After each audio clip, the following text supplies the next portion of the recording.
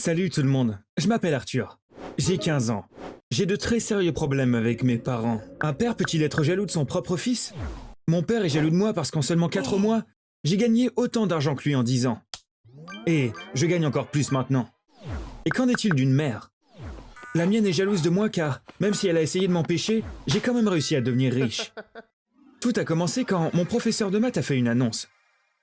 Je vous vois jouer aux jeux vidéo tout le temps. Je pense que vous avez assez joué.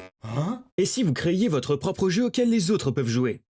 À partir du mois prochain, je vais donner un cours de codage de jeux mobiles au Coding Club. Tous ceux qui s'inscriront auront créé un jeu à la fin du cours. Vous pourriez penser que j'ai immédiatement sauté sur l'idée. Mais ce n'était pas le cas, car je dois admettre qu'à l'époque, quand quelqu'un disait « codeur », je ne pensais qu'à un geek avec des lunettes épaisses, sans amis et tout ça. Mais cette fille, sur qui j'avais un crush, Olivia, a dit « c'est une idée géniale, je vais m'inscrire ». Et j'ai pensé que je me trompais peut-être sur les codeurs. Si Olivia suivait le cours de codage, je le suivrais aussi. Car je cherchais depuis des mois une occasion de lui demander de sortir avec moi. Le cours serait un bon moyen de passer plus de temps avec elle. Ce soir-là, à la maison, j'ai parlé du cours à mes parents, j'ai dit « Mon ordinateur est vraiment lent. Si on peut en avoir un nouveau, je pourrais coder de n'importe où. » Mais mon père m'a dit « Tu vas écrire du code ? Fiston, ne te méprends pas, mais le codage, c'est pour les gens intelligents. Ne perds pas ton temps. » Ce qui m'a vraiment énervé. « Papa, qu'est-ce que tu veux dire ?» Je lui ai crié dessus. Et ma mère m'a dit « Arthur, n'élève pas la voix. Tu crois que l'argent pousse sur les arbres ? Ne t'attends pas à ce qu'on gaspille de l'argent pour des choses ridicules comme ça. » Elle était du côté de mon père sur ce sujet. Débattre avec eux était inutile. Ils ne m'avaient jamais pris au sérieux. Comme d'habitude, j'allais devoir m'occuper de ça moi-même. Quand le cours a commencé, j'ai réalisé que créer un jeu était beaucoup plus difficile que je ne le pensais. Malgré tout, j'étais heureux de passer plus de temps avec Olivia. Je ne lui avais pas encore dit ce que je ressentais pour elle, mais on s'entendait très bien. On discutait tout le temps. Puis un jour, elle m'a dit quelque chose qui m'a vraiment blessé. J'avais rejoint la classe de codage à cause d'Olivia. Elle l'avait fait à cause de Kevin, le fondateur du Coding Club. Tout ce qu'elle voulait, c'était qu'il la remarque. J'ai été dévasté quand elle me l'a avoué, mais bien sûr, je ne pouvais rien dire. Un jour en classe, notre professeur de maths a dit « J'ai une idée qui, je pense, va vous motiver. À la fin du cours, nous organiserons un concours pour le meilleur jeu. Tous vos camarades de classe voteront pour leur jeu préféré. La personne dont le jeu aura obtenu le plus de votes recevra un prix. » Kevin a dit « Je fais du code depuis que j'ai 8 ans. J'ai déjà développé 3 jeux. Ce ne sera pas juste pour les autres si je participe aussi. » Mais Olivia n'était pas de cet avis. « Kevin, s'il te plaît, tu dois participer ou toute l'école va se moquer de nous. Au moins, un bon jeu devrait sortir de ce cours. » Kevin l'a regardé et a dit « Dans ce cas, je suis partant, mais seulement parce qu'Olivia veut que je le fasse. » Et Olivia a rougi. Kevin et Olivia flirtaient juste devant mes yeux. Je regardais, comme si c'était un feuilleton. Soudain, j'ai eu une idée. Olivia serait-elle impressionnée si c'était moi qui créais le meilleur jeu? Peut-être que, comme mon père, elle pensait que les codeurs étaient intelligents. Et c'est pour ça qu'elle avait un crush sur Kevin. J'allais me lancer. Je n'avais rien à perdre, et si je gagnais le concours, peut-être qu'Olivia m'aimerait. Bien sûr, il fallait d'abord que je trouve une bonne idée de jeu. Olivia adorait les personnages japonais kawaii. Elle portait toujours des vêtements avec des chats ou des lapins kawaii dessus. Si je construisais un jeu avec ces personnages, j'étais sûr qu'elle l'adorerait. Après avoir pris cette décision, j'ai commencé à travailler, jour et nuit. Un soir, je cherchais quelque chose à manger dans le frigo, mais j'ai accidentellement fait tomber une bouteille de lait. Le bruit a réveillé mon père. Je suis retourné dans ma chambre pour continuer à travailler. Quand il est entré, il s'est mis à crier. Il m'a demandé ce que je faisais encore debout à cette heure-là. Quand je lui ai dit que je travaillais sur mon jeu, il m'a dit « Alors tu gaspilles de l'électricité » et a débranché l'ordinateur. J'ai été dévasté car des heures de travail venaient de simplement disparaître. Quand mon père a éteint l'ordinateur, le code que j'avais écrit ce jour-là était perdu. Mais je ne pouvais rien faire puisque chez nous, mes parents étaient responsables. Ils pensaient avoir le contrôle sur tout ce que je faisais dans la maison. Après cet incident, mes parents ont commencé à me harceler. Dès qu'ils me voyaient coder, ils essayaient de faire quelque chose pour m'en empêcher. Ça les énervait, alors qu'ils auraient dû être fiers. Je n'avais pas d'autre choix que de travailler dans la salle d'informatique, après les cours. Un jour, Kevin est venu me voir. Quand il a vu les personnages kawaii à l'écran, il a dit « Je suis le meilleur de la classe, et il semble que tu sois le pire. Est-ce que tu fais un jeu pour les bébés ?» Il se moquait de moi. Même si j'ai essayé d'avoir l'air cool, j'étais inquiet de ce qu'il avait dit. J'aime mon jeu, mais je ne l'ai jamais montré à personne d'autre. Peut-être qu'il n'est pas aussi bon que je le pense, me suis-je dit. Cette nuit-là, je n'ai pas pu dormir. J'étais tellement triste. Arrivé à la fin du cours, notre professeur de maths nous a dit « Nous allons télécharger tous vos jeux sur les App Store. Ensuite, nous annoncerons le concours à l'école. Vos amis pourront télécharger et jouer aux jeux, et voter pour leurs favoris. » J'avais fait de mon mieux, mais je n'avais pas confiance en mon jeu. Je pensais que personne ne l'aimerait. J'étais sûr que Kevin avait développé un très bon jeu. Il était devenu encore plus populaire qu'il ne l'était déjà, et tout le monde se moquait de moi, comme toujours. Nos jeux étaient censés sortir dans les App Store le jour suivant. Ce soir-là, je n'arrivais pas à m'endormir. Je me suis dit, j'aurais préféré ne jamais m'impliquer dans tout ça. J'ai dû m'endormir peu avant le lever du soleil. Quand je me suis réveillé, il était plus de 13 heures. J'avais éteint mon téléphone. Quand je l'ai rallumé, les SMS ont commencé à affluer. J'étais inondé de messages et mes amis me félicitaient. Les filles adoraient mes personnages kawaii. Le gagnant n'avait pas encore été annoncé, mais à en juger par les SMS, tout le monde était sûr que j'allais gagner. J'ai pensé au jeu de Kevin. Je l'ai téléchargé immédiatement. Il avait fait un jeu de plateforme. Il n'était pas mauvais, mais il était médiocre. Il y avait des milliers de jeux comme celui-ci. Il n'avait rien de spécial, et je m'ennuyais au bout de 5 minutes. Le jeu de Kevin était une énorme déception. Et, pour être honnête, ça me faisait plaisir. Je suis arrivé à l'école 1 heure plus tard. Quand j'ai passé la porte, j'ai été accueilli comme une rockstar. La meilleure partie a été qu'Olivier a couru vers moi et m'a serré dans ses bras. « Tu as téléchargé le jeu de Kevin ?» J'en attendais plus de lui. Personne n'a aimé le sien, m'a-t-elle dit. Ce n'était pas compliqué de deviner le vainqueur du duel Kevin contre Arthur. Bien sûr, c'était important pour moi de gagner le concours de l'école. Mais la plus grande surprise a été que le lendemain, mon jeu était devenu l'une des applications les plus téléchargées. 1 semaine plus tard, je me suis connecté à mon compte de l'App Store et je n'en croyais pas mes yeux quand j'ai vu combien d'argent j'avais gagné. Si ça continuait, je serais très riche. Et c'est ce qui s'est passé. En ce moment, j'ai pas mal d'argent sur mon compte Bitcoin. Alors, devinez quelle est la première chose que j'ai achetée et pour qui. Si vous pensiez que c'était pour Olivia, vous vous êtes trompé. J'ai acheté une très belle voiture de sport pour mon prof de maths. Je lui donne aussi 20% de mes bénéfices. Il mérite tout ça parce que les meilleures choses dans ma vie sont le résultat du cours qu'il a commencé. Le jour où j'ai gagné le concours, j'ai raconté à mes parents ce qui s'était passé. Comme vous le savez, on ne s'entendait pas bien depuis un certain temps. J'ai dû même me battre avec eux pour pouvoir finir mon jeu. Ils n'ont jamais cru en moi, mais ils étaient toujours ma famille. Je voulais partager mon bonheur. On était à table. Je parlais avec enthousiasme des messages que j'avais reçus au réveil, du fait que tout le monde m'avait félicité en arrivant à l'école, et que mon jeu était devenu super populaire. Ils ont continué à manger sans même prendre la peine de répondre. Finalement, mon père a dit « Ok, donc maintenant cette histoire de jeu est terminée ? Je pense qu'on a assez entendu ces foutaises. » Je n'en revenais pas. « Non papa, ce n'est pas fini, ce n'est que le début !» ai-je crié en quittant la cuisine pour aller dans ma chambre. Ce soir-là, ce n'était que le premier jour, alors je n'avais aucune idée du succès mondial de mon jeu, ou du fait que j'allais gagner beaucoup plus d'argent que je ne pouvais l'imaginer. Comme je ne savais pas ces choses-là, ma famille ne les savait pas non plus. Je leur avais juste raconté ce qui s'était passé à l'école. Mais malheureusement, ils m'avaient déçu. Dans les jours qui ont suivi, j'ai découvert que j'étais riche, mais je n'ai rien dit à mes parents. Quand la voiture de sport offerte à mon prof a été diffusée sur les réseaux sociaux, ma mère l'a découvert. Ils sont venus dans ma chambre. « Qu'est-ce que c'est que tout cet argent? Tu as gagné de l'argent avec ce jeu? Pourquoi tu nous en as pas parlé ?» ont-ils demandé. « Oui, j'ai gagné beaucoup d'argent, et j'en gagne encore beaucoup. Je ne vous l'ai pas dit car je pensais que puisque vous n'étiez pas intéressé par mon jeu, vous ne seriez pas intéressé par l'argent qu'il rapporte non plus. » Ils étaient tous les deux très énervés. Quand mon père a dit « Arthur, nous sommes ta famille.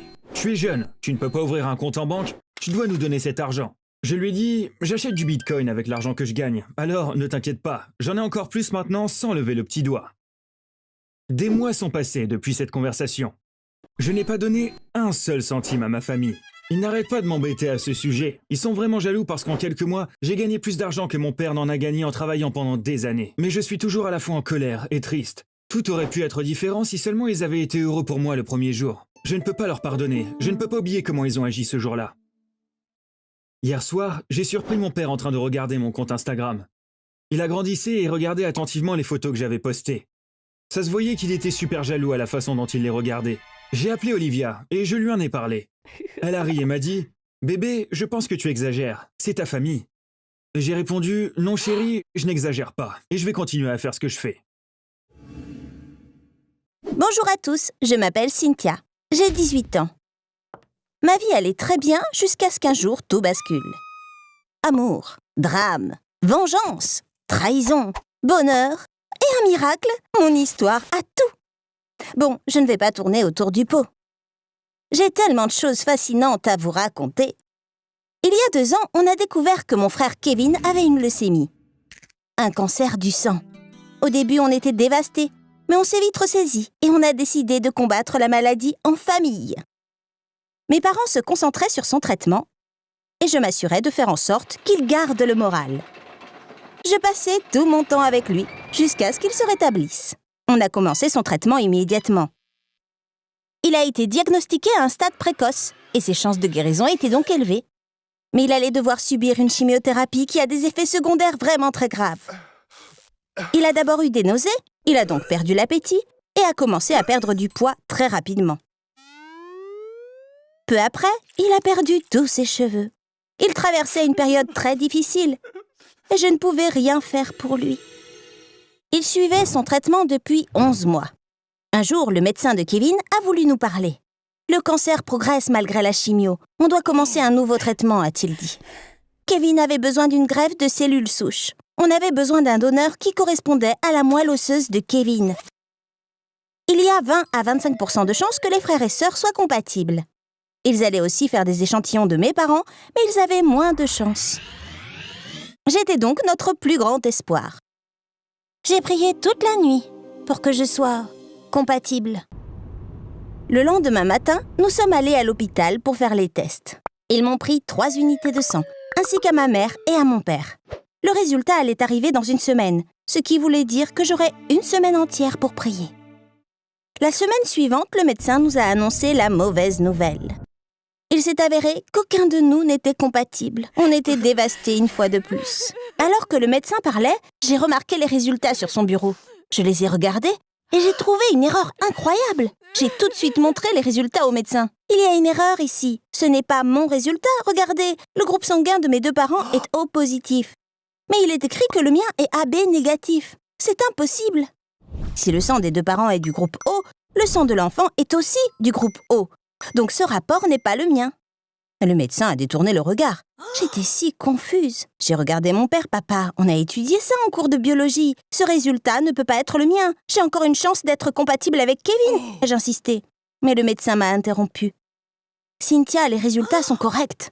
Le groupe sanguin de Kevin est O positif, comme il se doit. Mais le tien... Il n'a pas pu finir sa phrase. Par cette étrange coïncidence, on a découvert que je n'étais pas la fille de mes parents. Ils étaient aussi choqués que moi. Toute la semaine, nous étions tous impatients d'avoir les résultats du test.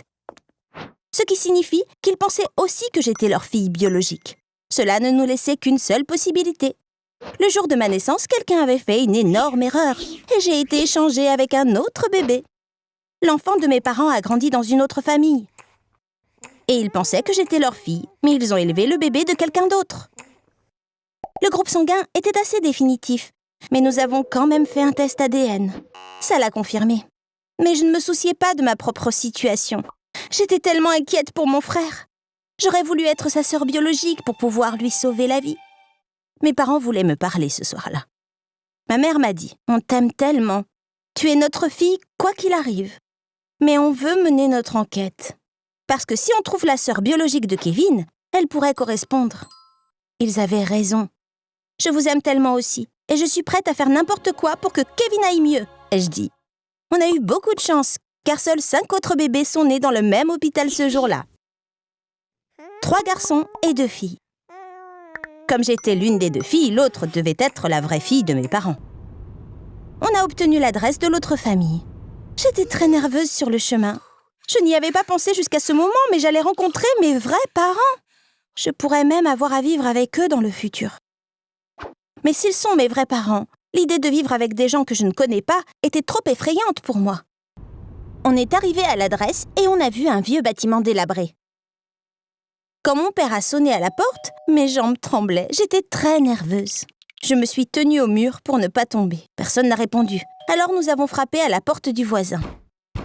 Une vieille femme a répondu. Nous lui avons dit qui nous cherchions. Elle a eu des problèmes financiers après la mort de son mari.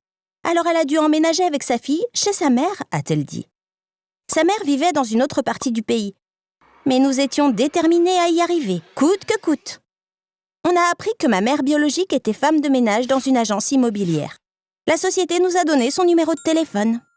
On s'est assis dans un café et mon père l'a appelé. Il lui a dit qui il était et a décrit la situation. Il a ajouté « Ce n'est pas idéal de parler de ça au téléphone. On pourrait se rencontrer en personne. Nous pouvons tous venir vous rendre visite. » Il était en larmes quand il a raccroché. « Elle nous attend demain. Elle avait l'air vraiment triste. »« Cynthia, nous devons tenir l'hôpital pour responsable de ce qu'il nous fait subir, » a-t-il dit. En rentrant à la maison, ma mère a dit « Tu iras avec ton père. Il faut que je reste avec Kevin. » Le lendemain matin, nous avons pris le premier vol pour leur ville. Nous étions sûrs que cette fois, on répondrait à la porte. Ce fut le cas. Ma mère biologique me ressemblait tellement que j'avais l'impression de me regarder dans un miroir et de me voir 20, 25 ans plus tard. On s'est mis à pleurer toutes les deux en même temps.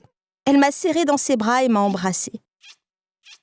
J'ai fait la même chose, la câline et l'embrasse. Donc maintenant, je sais d'où ça vient. Nous sommes entrés. Mon père était si nerveux, il regardait autour de lui. Lui et ma vraie mère se regardaient. « Votre fille n'est pas à la maison ?» a-t-il demandé. « Si, mais elle est très anxieuse. Elle ne sait pas quoi faire. »« Je vais aller voir si elle veut sortir, » a-t-elle dit. Elle est revenue avec sa fille quelques minutes plus tard. Je n'oublierai jamais l'expression choquée sur le visage de mon père. Il était médusé. Mon père avait perdu sa mère à un très jeune âge. Apparemment, sa vraie fille ressemblait beaucoup à sa mère. Il l'a serrée dans ses bras et s'est mis à pleurer. Puis il m'a appelée et nous a serrées toutes les deux dans ses bras. On a tous commencé à pleurer. J'avais soudainement une sœur. Elle s'appelait Jennifer. Quand elle souriait, elle avait des fossettes comme ma mère, sa mère biologique. Le lendemain, on est rentré à la maison avec ma nouvelle sœur. Ma mère était si excitée quand elle a vu Jennifer. Elle s'est même évanouie à un moment. Mais tout s'est bien passé après. On a passé la première nuit heureuse à la maison depuis la maladie de Kevin. Le lendemain, on a emmené Jennifer à l'hôpital. Elle a fait une analyse de sang pour voir si elle correspondait à Kevin. On a dû attendre 1 semaine de plus. Nous avions tant en commun qu'on a à peine remarqué qu'une semaine s'était écoulée. Le grand jour est enfin arrivé. Nous devions aller à l'hôpital le lendemain matin. C'était peut-être la dernière chance de Kevin. On était tous très anxieux. Jennifer a eu des boutons au visage à cause du stress. Le portable de mon père a sonné vers 9h ce soir-là. C'était le médecin de Kevin. Il avait les résultats et ne voulait pas qu'on attende le matin. Jennifer était compatible. Nous étions tous si heureux, mais je pense que Jennifer était la plus heureuse. Après 17 ans, elle a découvert qu'elle avait un frère et maintenant, elle allait lui sauver la vie. On n'a pas perdu de temps pour commencer le traitement par cellules souches. Ils ont obtenu les cellules de Jennifer grâce à une procédure simple. Après 1 semaine de préparation, les cellules ont été transférées à Kevin. Nous avons dû attendre 20 jours pour voir comment le système immunitaire de Kevin réagissait. Heureusement, il n'y a eu aucun problème. Tout s'est déroulé comme il fallait. Kevin va beaucoup mieux maintenant. Il n'a besoin de se faire examiner que de temps en temps. Nos jours terribles sont derrière nous. Et tout ça grâce à Jennifer. Même si ma mère biologique était triste, elle a laissé Jennifer emménager avec nous. On se parle tout le temps au téléphone. Elle pose toujours une tonne de questions sur moi. Elle va nous rendre visite le mois prochain. Jennifer et moi avons prévu de rester avec elle un certain temps cet été. Mon père a pris un avocat pour représenter mes 2 mères dans un procès contre l'hôpital. À la fin, l'hôpital a accepté de leur verser à toutes les deux une importante compensation. Ça a résolu les problèmes financiers de ma mère biologique. Ma mère a décidé d'utiliser l'argent pour les frais de scolarité de ses 3 enfants à l'université. J'ai dit plus tôt que l'histoire impliquait aussi de l'amour et de la vengeance. J'ai laissé le meilleur pour la fin, vous êtes prêts ?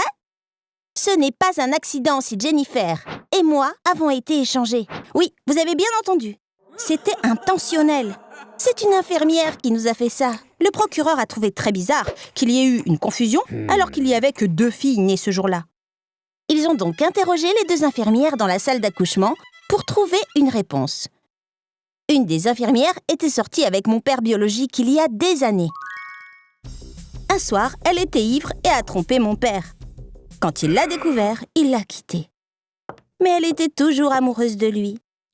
Elle a essayé de le reconquérir, mais il n'était pas intéressé. Elle a été surprise de voir mon père à l'hôpital des années plus tard. Elle a donc inventé ce plan de vengeance diabolique. Vous connaissez la suite de l'histoire ? Elle a échangé l'enfant biologique de mon père, moi, avec un autre bébé qui n'est autre que Jennifer. Elle a été jugée après avoir avoué cette chose terrible. et a alors été condamnée à passer 11 années en prison. Elle a changé la vie de 6 personnes, si l'on ne compte que les parents et les enfants. Je pense donc qu'il s'agit d'une peine clémente. Merci d'avoir écouté mon histoire. Ne pensez pas que ça n'arrive que dans les films. Si vous aimez ce genre d'histoire, alors abonnez-vous à cette chaîne. Bye bye! Salut les gars, je m'appelle Laura. Vous devez sûrement redouter d'être coincé dans un ascenseur. Que diriez-vous de rester coincé dans un ascenseur pendant 7 heures avec votre pire ennemi? Ça a l'air horrible, non? Malheureusement, c'est ce qui m'est arrivé. Mes parents ont divorcé quand j'étais toute petite. Je suis plus comme mon père. Ma mère et moi ne nous entendons pas très bien. On a réussi à se supporter pendant un certain temps. Mais les choses se sont beaucoup aggravées récemment. Un jour, nous avons eu une grosse dispute. Quand ça arrive, j'ai l'habitude d'aller chez mon père. J'ai fait ma valise, fermé la porte et je suis partie. On vit dans un immeuble de 16 étages avec 2 ascenseurs. Un grand, un petit. J'ai appelé l'ascenseur. Le petit est arrivé. J'aurais voulu que ce soit le grand, me suis-je dit, parce que je suis claustrophobe. Quand je suis dans un endroit étroit, ma poitrine se serre et j'ai du mal à respirer. Si j'y reste longtemps, je perds le contrôle et j'ai une crise de panique. Mais ce jour-là, je voulais m'éloigner de ma mère le plus vite possible, alors j'y suis entrée. En descendant, il s'est arrêté au 6e étage. J'espère que ce n'est pas Blandine, je pensais. Et puis j'ai vu que c'était elle. Blandine est la seule ennemie que j'ai. Malheureusement, on vit dans le même immeuble. Elle était au téléphone et avait l'air énervée. « Je suis à la maison, où tu veux que je sois? Je rentre dans l'ascenseur. Je vais prendre la connexion. Je te rappelle, » a-t-elle dit. La porte de l'ascenseur s'est fermée. Elle a remarqué qu'elle n'était pas seule. Elle allait dire bonjour, mais quand elle a vu que c'était moi, elle n'était pas contente. « Oh, super !» a-t-elle dit. Et elle s'est mise à appuyer sur les boutons au hasard. Elle voulait descendre avant qu'on atteigne le rez-de-chaussée. « T'inquiète, je mords pas, lui ai-je dit. » Elle m'a froidement répondu. « Tu ne pourrais même pas si tu le voulais. » Quand elle a dit ça, l'ascenseur s'est mis à trembler et s'est arrêté comme s'il était suspendu en l'air. Blandine a attendu que la porte s'ouvre pour pouvoir sortir. Ne s'ouvrant pas, elle a appuyé sur le bouton « Ouvrir ». Il ne s'est rien passé. Elle a donc recommencé à appuyer sur les boutons au hasard. Je n'ai pas pu m'empêcher et j'ai dit « Tu vas arrêter de faire ça? C'est ce qui nous a bloqués au départ. » Elle m'a regardée pour la première fois. « À cause de moi ? Je pense que tu devrais arrêter de blâmer les autres pour les mauvaises choses qui t'arrivent, » a-t-elle dit. Je savais ce qu'elle voulait dire par là, mais je me suis tue parce que je transpirais déjà. Il fallait que je sorte de là dès que possible. J'avais eu 3 crises de panique dans ma vie. Je savais à quel point elles étaient horribles et je ne voulais pas en avoir une autre. J'ai essayé d'ouvrir les portes de l'ascenseur. J'ai tiré aussi fort que j'ai pu, mais ça n'a pas marché. Blandine a commencé à frapper la porte. Elle criait « Y a quelqu'un ? On est coincé dans l'ascenseur! Y a quelqu'un? » On était probablement coincé entre 2 étages. Il était donc peu probable que quelqu'un nous entende. Blandine a sorti son téléphone. Elle savait qu'il n'y avait pas de réseau dans l'ascenseur, mais elle voulait quand même essayer. Elle a essayé d'appeler quelqu'un, mais bien sûr, ça n'a pas marché. On savait qu'à la seconde où on entrait dans un ascenseur de ce bâtiment, on perdait la connexion et Internet. Blandine se tenait juste devant les boutons. « Tu peux te décaler ?» ai-je demandé. Elle l'a fait. Comme je le pensais, il y avait un bouton d'urgence avec le sigle alarme en bas. J'ai appuyé très longtemps sur ce bouton. On n'a rien entendu. L'alarme devait donc sonner ailleurs. Mais où? Quand la personne qui entendait l'alarme viendrait-elle? Et comment nous ferait-elle sortir d'ici? Ma poitrine a commencé à se resserrer. Maintenant, en plus de la transpiration, j'avais aussi du mal à respirer. Blandine s'est assise par terre. Elle a sorti un paquet de biscuits de son sac et a commencé à manger. Je me suis souvenu que je n'avais pas pris de petit déjeuner. Ça aurait été bien d'en avoir un, mais plutôt mourir que de demander un cookie à Blandine. De toute façon, on est ennemis. Même si je demandais, elle ne m'en donnerait pas. En fait, j'ai été la première à dire « Tu es mon ennemi ». Ce à quoi elle a répondu « Dans ce cas, tu es aussi mon ennemi ». Vous voulez savoir ce qui s'est passé? Je suis sûre que vous serez de mon côté quand je vous raconterai ce qui m'a fait dire ça. Blandine a emménagé dans notre bâtiment avec sa famille l'été dernier. Je l'avais vue, mais on ne s'était jamais parlé. Quand l'école a commencé, j'ai vu qu'on était dans la même classe. Finalement, on est devenus amis. Comme on vivait dans le même immeuble, on traînait ensemble aussi. Je n'aurais pas dû lui faire confiance. Mais j'ai fini par partager beaucoup de choses personnelles avec elle. Je lui ai parlé du garçon sur lequel j'avais un crush. J'étais amoureuse de John, mais je pensais que je n'avais aucune chance avec lui parce qu'il était un des gars les plus populaires de l'école. Quand je l'ai dit à Blandine, elle a essayé de m'encourager. Elle m'a dit quelque chose comme « Ne te rabaisse pas, fais-lui savoir que t'es intéressée. » Un jour, elle a dit « Je vais essayer de parler à John. Je pense qu'il t'aime bien aussi. Et puis, on verra s'il t'aime bien. » Alors, elle a commencé à trouver des excuses pour traîner avec lui. Quelques semaines plus tard, elle m'a dit « Je veux te parler d'un truc. » Il m'a invitée chez elle. Il s'est avéré qu'elle et John étaient très proches. Ils s'envoyaient des SMS toute la nuit. Elle a dit sans honte « Je suis consciente de tes sentiments, mais je suis tombée amoureuse de John. Je ne peux rien y faire. » J'étais totalement choquée. « Blandine, tu plaisantes ?» ai-je répondu. « J'ai bien peur que non. S'il te plaît, comprends-moi, » a-t-elle dit. Évidemment, il n'y avait pas moyen que je la comprenne. Elle m'avait trahie.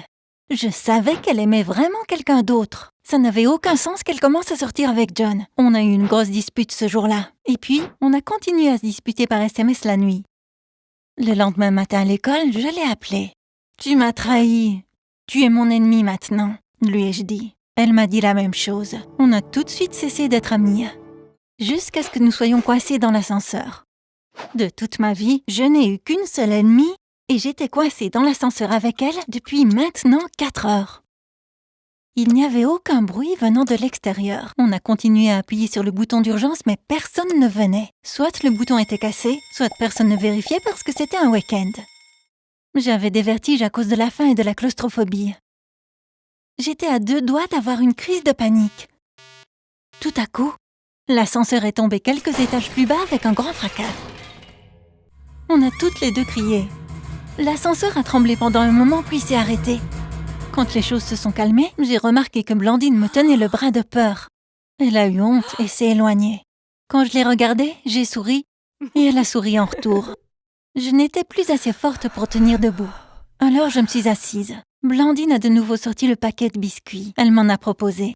« Je voulais t'en proposer plus tôt, mais j'avais peur, » a-t-elle dit. J'ai pris quelques biscuits et Blandine s'est assise à côté de moi. J'étais vraiment étourdie. J'ai donc mangé les biscuits très vite. Tu sais que je suis claustrophobe? N'aie pas peur si j'ai bientôt une crise de panique. J'agis comme une folle quand j'ai une crise de panique, mais je ne fais de mal à personne, ai-je dit. J'ai eu les larmes aux yeux et j'ai dû me retenir de pleurer. Elle a dit, tu ne m'as jamais parlé de ça? Ma mère aussi est claustrophobe. Elle ne peut même pas porter un col roulé. Elle s'est avancée. Ferme tes yeux. C'est comme ça que je calme ma mère, a-t-elle dit en me tenant la main. Puis, d'une voix douce, elle a dit « On est sur une belle plage. La mer est devant nous et le ciel est au-dessus de nous. Regarde autour de toi. Qu'est-ce que tu vois? » Des larmes coulaient sur mes joues. J'ai dit « La mer est devant nous et le ciel est au-dessus de nous. » Elle a continué. On est assise sur le sable. Tu sens la mer? J'étais vraiment détendue. Oui, j'ai dit. J'entends les vagues aussi. Puis, on a entendu quelque chose. Hé! Hé! J'ai ouvert les yeux. Ce n'est pas le bruit d'une vague. Je crois que quelqu'un est là pour nous aider, ai-je dit. Et je me suis levée. Aidez-nous! On est 2 ici, ai-je crié. Il y a eu une réponse immédiate. Soyez patiente, je vais vous sortir de là. Je me sentais déjà mieux grâce à Blandine. Et maintenant, avec l'espoir d'être sauvée, j'allais beaucoup mieux. J'ai commencé à rire tout haut. J'ai regardé Blandine, elle boudait.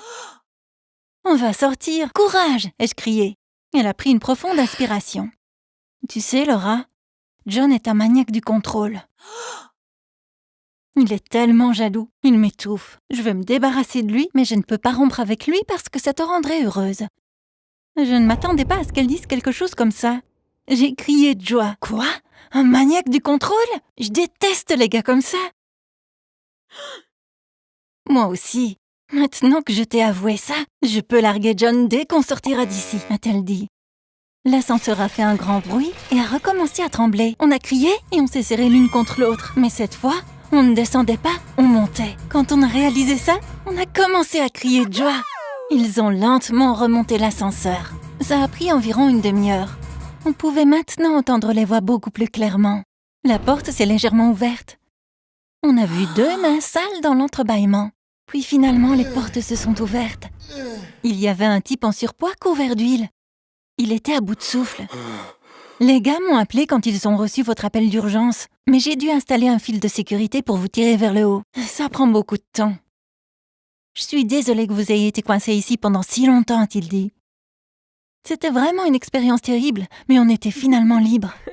J'étais si heureuse que j'ai embrassé l'homme. Blandine et moi avons descendu les escaliers en courant. Une fois dehors, je me suis arrêtée et j'ai regardé le ciel. La vie était belle. Je me suis tournée vers Blandine qui était au téléphone. « Tu appelles John ?» ai-je demandé. « Non.